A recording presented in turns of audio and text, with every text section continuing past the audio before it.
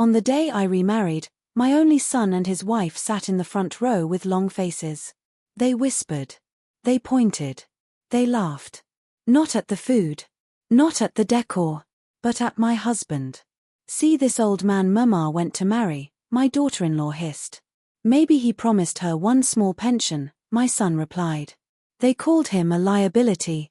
They joked that they would soon be the ones taking care of Mama and her grandpa husband. But when the truth about that old man was finally revealed, let me just say this. That was the day my son knelt down and begged me with tears in his eyes. "My name is Ruth, I am 54 years old, and life has beaten me, repaired me, and beaten me again. I was married to Chaik, my first husband, for 27 years. We married young, in our early 20s.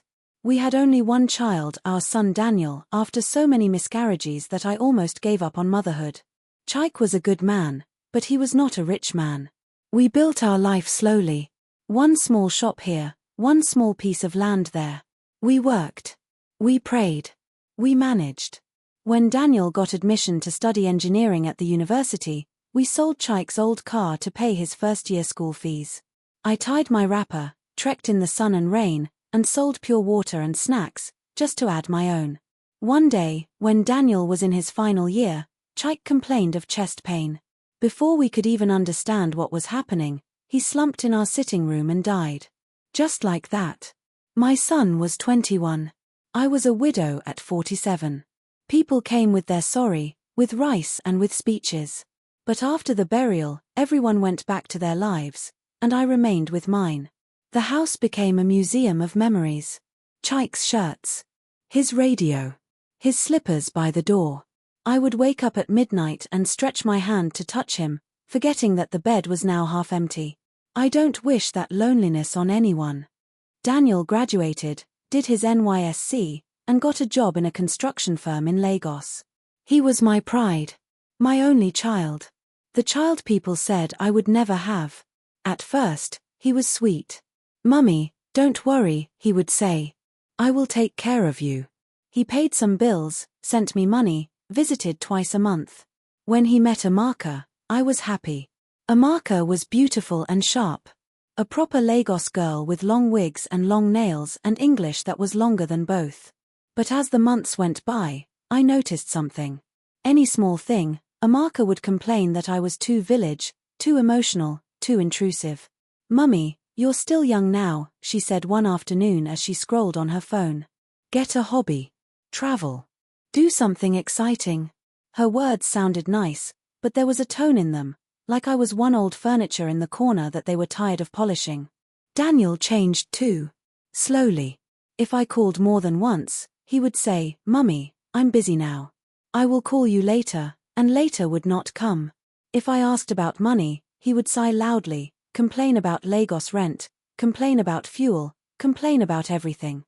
See, my dear, if you want to know someone's heart, watch how they treat you when they start to taste small comfort.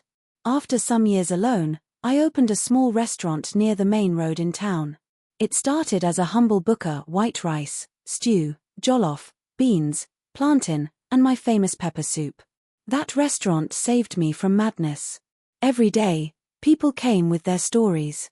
Drivers, mechanics, civil servants, market women, students. They would eat, gist, laugh, and go. One rainy afternoon, a new customer walked in.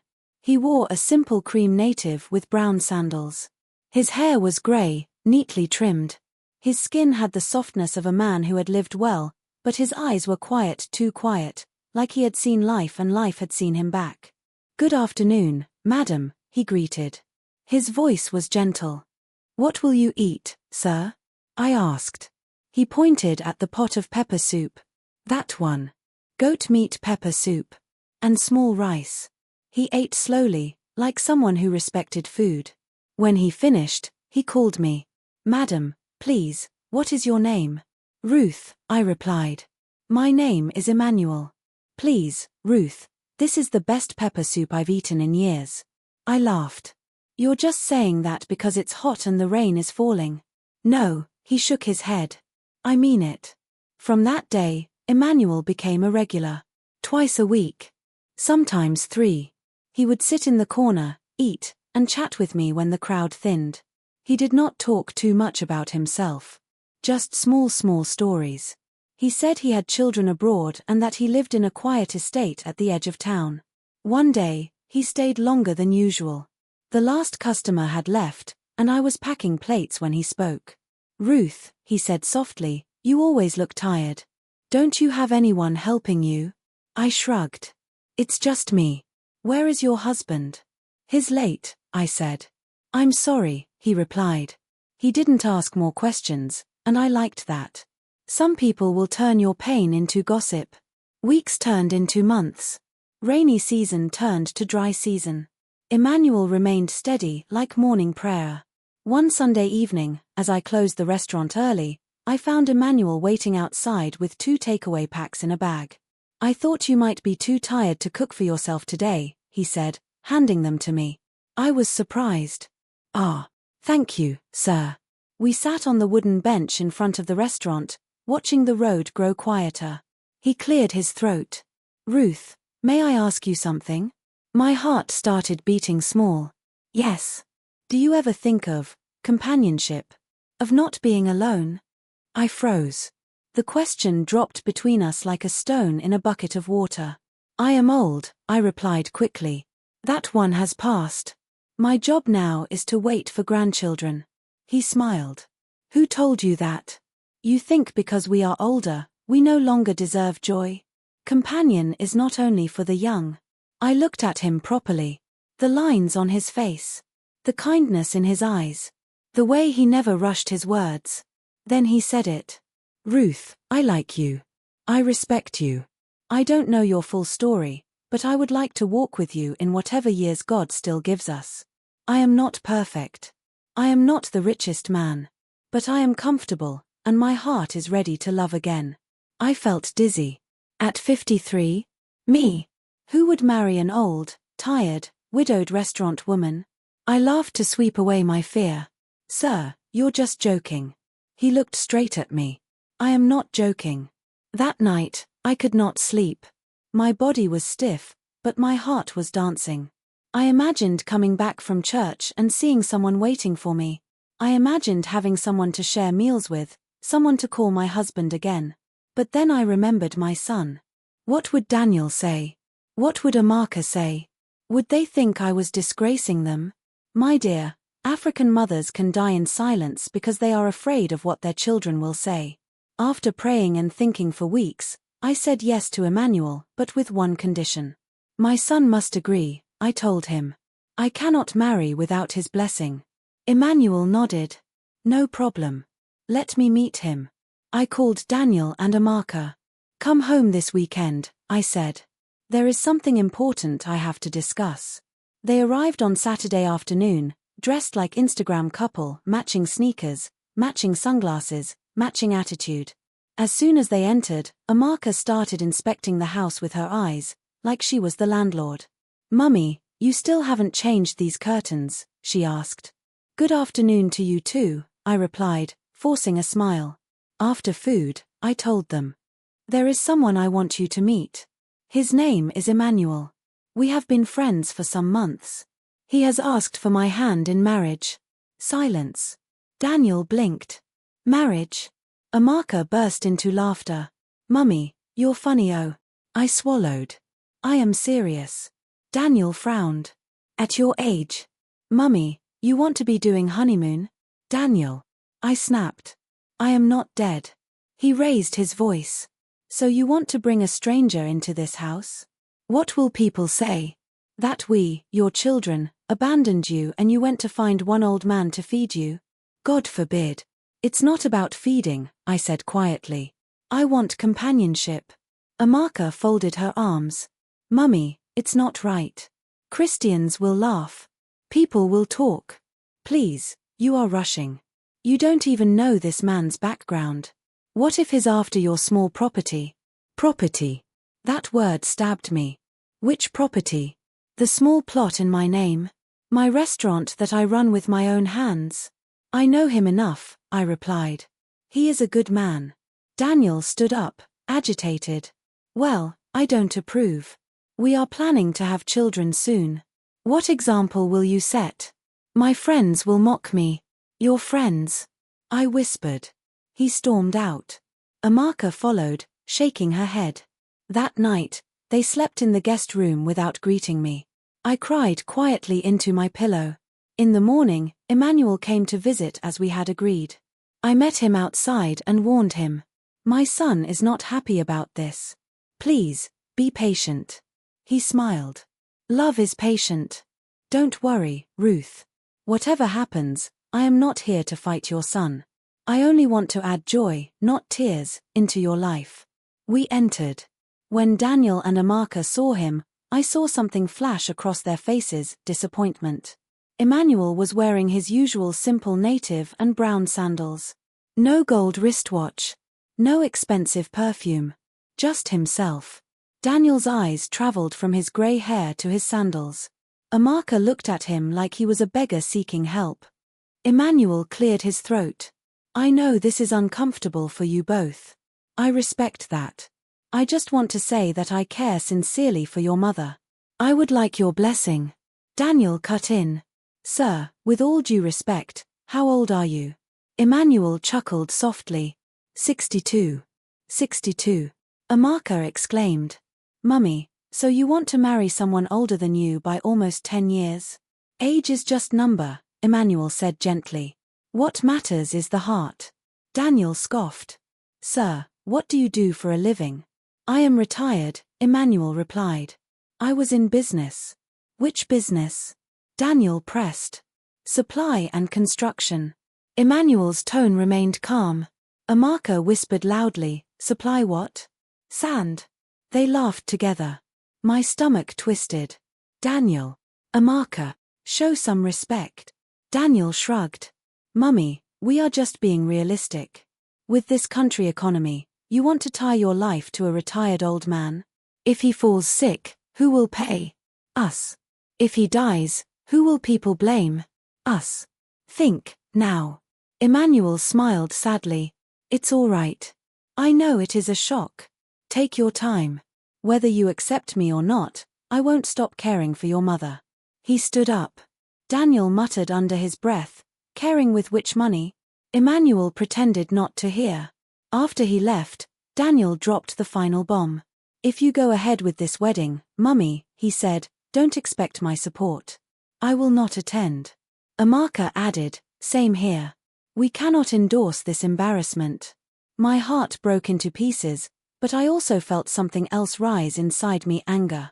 Daniel, I said slowly, for 30 years I have put you first. I sold my wrapper to pay your school fees. I slept hungry so you could eat. I buried my own dreams so you could chase yours. Now that I want one thing for myself, you refuse? He softened a bit, but pride still sat on his shoulders. Mummy, I'm only protecting you, he said. From what? I asked. From happiness. He had no answer. My dear, sometimes children hide selfishness inside the word protection. After much praying and counsel from my pastor and a few close friends, I made my decision. I would marry Emmanuel, with or without my son's support. When Daniel realized I was serious, he finally said, fine. We will come. But don't ask us to pretend we're happy. I swallowed the pain and moved on. We fixed a small but elegant church wedding. Emmanuel insisted on paying for everything. Allow me, he said. It is my honor. He chose a simple cream suit. I chose a gold and wine lace dress with matching jewel. When I looked at myself in the mirror that morning, I almost didn't recognize me. For the first time in years, my eyes sparkled. The church was filled with people, church members, customers from my restaurant, neighbors. Daniel and Amaka arrived late, both in fashionable outfits, Amaka carrying a designer bag that could pay my rent for a year. They sat in front, faces stiff like carved wood. During the vows, when the pastor asked, "Does anyone object to this union?" my heart jumped. I half expected Daniel to stand up and scatter everything. He kept quiet, thank God. But the real drama started at the reception. We rented a small hall decorated with flowers and soft lights. There was jollof rice, fried rice, moin moin, goat meat, pounded yam, everything. Emmanuel moved around slowly, greeting guests, thanking people, smiling like a child on Christmas morning. But Daniel and Amaka sat with some of their friends at one table, whispering. When Emmanuel stepped away to greet an elderly woman, one of Daniel's friends leaned toward Amaka. "Is that your stepfather?" he joked. Amaka laughed loudly. "Please, don't kill me." "Step-grandfather, you mean?" Everyone at the table burst out laughing. Daniel added, "We just need to make sure he doesn't sleep off before the reception ends." My ears burned. Some people glanced at their table with disapproval, but gossip spreads faster than smoke. At one point, I overheard Amaka telling another lady, "We tried to stop her but you know lonely women NA. Any old man that buys them pepper soup, they think it's love." Her words stabbed me more than a knife. I forced myself to keep smiling for guests. A bride must smile, even when her heart is bleeding. Now, here is where the story turns. In one corner of the hall, a group of well-dressed men and women had been sitting quietly. 3 black SUVs were parked outside with drivers in uniform. These guests looked different. Their clothes were not loud, but their confidence spoke money. I didn't know most of them. Emmanuel had invited them. After the cutting of cake, the MC announced, "We will now take goodwill messages from close family and friends.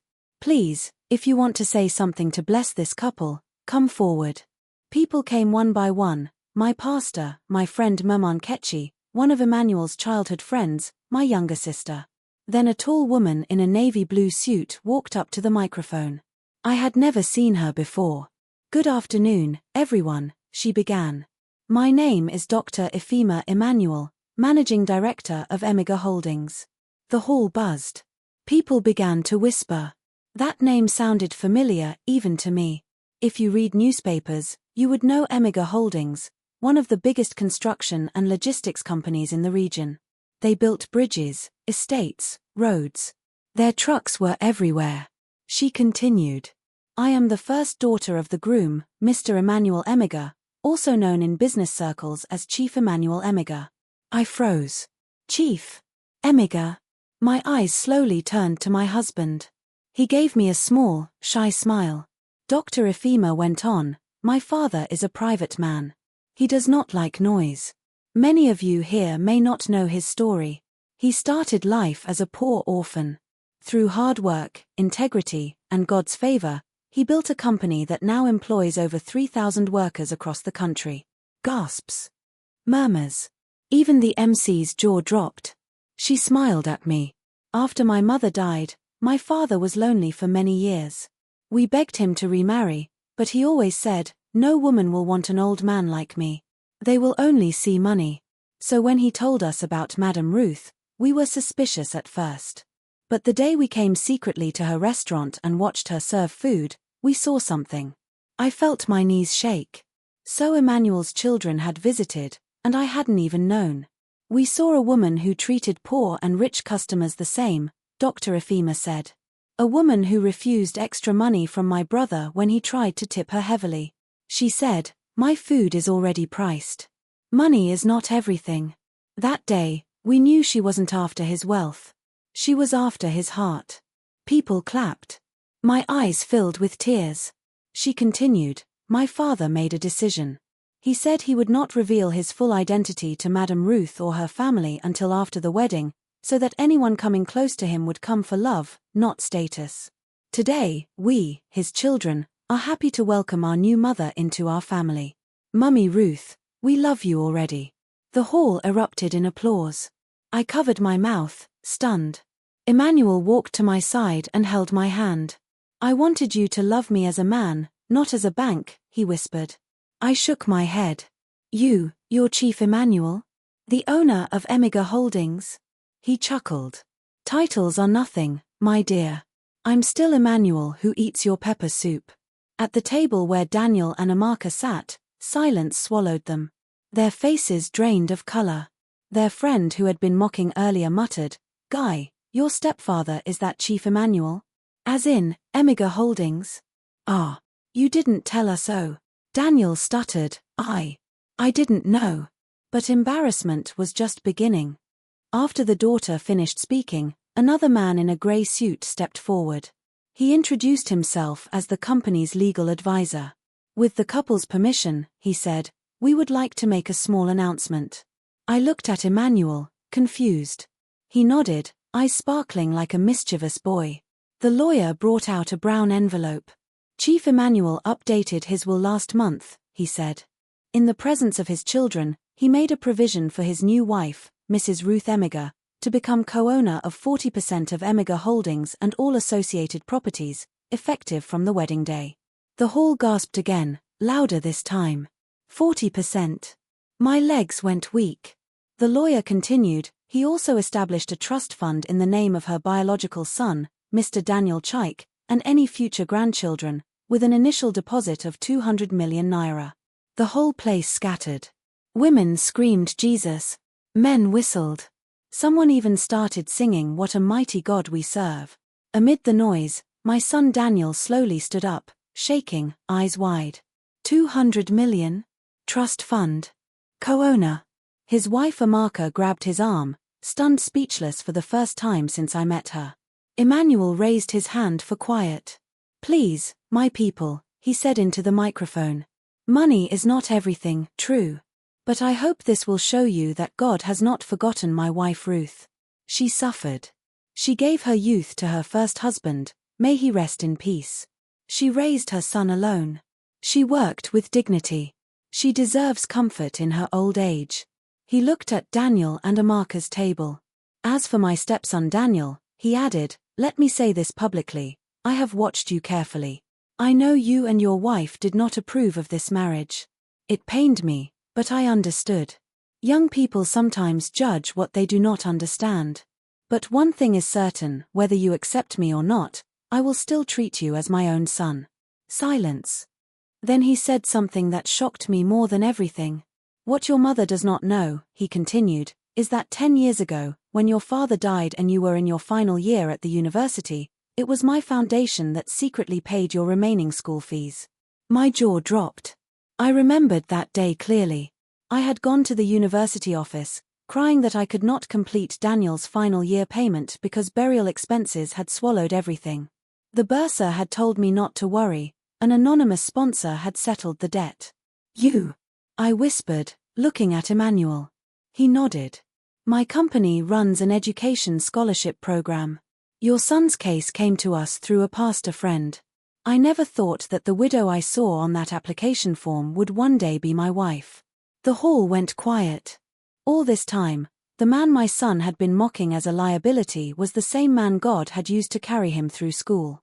Daniel broke. He walked slowly to the front, eyes full of tears. When he reached us, he dropped to his knees before Emmanuel and me. "I'm sorry," he choked. "Daddy. Mummy. I'm so sorry. I was blind. I judged you. I insulted you. Please, forgive me." The hall watched, some people wiping their own tears. Amaka remained seated, frozen. Eventually, she stood up slowly and came forward too, though her pride struggled with every step. She knelt beside Daniel. "Mummy, I'm sorry," she whispered. "Sir. I mean Daddy, please, forgive me." Emmanuel looked at me. I could see the question in his eyes. What should we do? In that moment, many thoughts crossed my mind. I remembered the nights I cried because of Daniel's harsh words. I remembered the insults from Amaka, the mockery at this very wedding. But I also remembered carrying Daniel for 9 months, almost dying during labor, watching him sleep as a baby, praying over him when his fever burned his body. A mother's heart is one strange thing. I took the microphone. "Get up, my children," I said gently. "Our people say, when a child falls, he looks forward. When an elder falls, she looks back to see what caused it. You have seen your mistake. That is enough." They stood, still crying. I hugged Daniel first. His tears wet my shoulder. Then I hugged Amaka too. Her body shook. Emmanuel put his arm around all of us. "Let today be a new beginning," he said. "From now on, we are one family. Mockery has finished its assignment. Love will do the rest." The hall exploded in applause and ululations. Someone started singing a praise song. People danced. What was meant to be the most embarrassing day of my life became the most surprising. Weeks after the wedding, Daniel and Amaka changed completely. Daniel visited often, asking Emmanuel questions about business, about life. Emmanuel mentored him, not just with money, but with wisdom. Amaka, to my surprise, humbled herself sincerely. She started helping in my restaurant sometimes, wearing small wrapper instead of big wigs, laughing with customers. She even called me one day and said, "Mummy, I used to think marriage was only about packaging. Now I see it's about character." Slowly, God restored what pride had tried to destroy. One evening, while Emmanuel and I sat on the veranda watching the sunset, he squeezed my hand. "Do you regret anything?" he asked. I smiled. "Only that I didn't meet you earlier." He chuckled. "God's timing is perfect. If we had met earlier, I might have been too foolish to recognize your value. Now, I have seen enough life to know the treasure in a quiet, faithful woman." I leaned my head on his shoulder. "You know," I said, "if you had come to me as Chief Emmanuel Emmiger, billionaire, I might have been afraid. I might have thought you were too big for me." He laughed. "That's why I came as ordinary Emmanuel. Life is not about titles. It's about hearts." He was right. Don't let your children control your destiny. Honor them, yes. Listen to their concerns. But remember, you had a life before they were born, and you are allowed to have a life after they grow. Don't judge people by their clothes or age. The old man you despise today may be the same person God will use to deliver you tomorrow. Loneliness is a silent killer. If God brings you genuine companionship in your later years, don't reject it because of what will people say. People will always talk. Let them talk while you live. Pride destroys faster than poverty.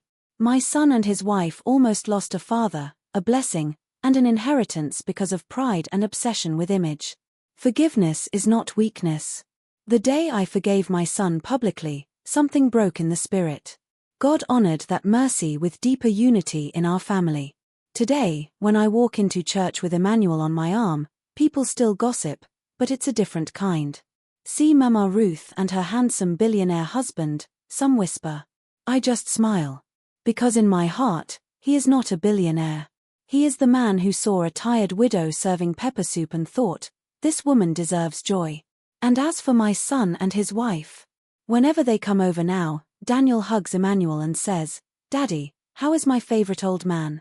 But this time, there is love and respect in his voice. And Amaka. She tells any young wife who will listen, "Please, don't ever look down on your mother-in-law's happiness. Because one day, the person you call old man may be the one God will use to change all your lives." My dear, that is how my son and his wife mocked my new husband at my wedding. But when the old man was finally revealed, pride bowed, tears flowed, and God rewrote our story.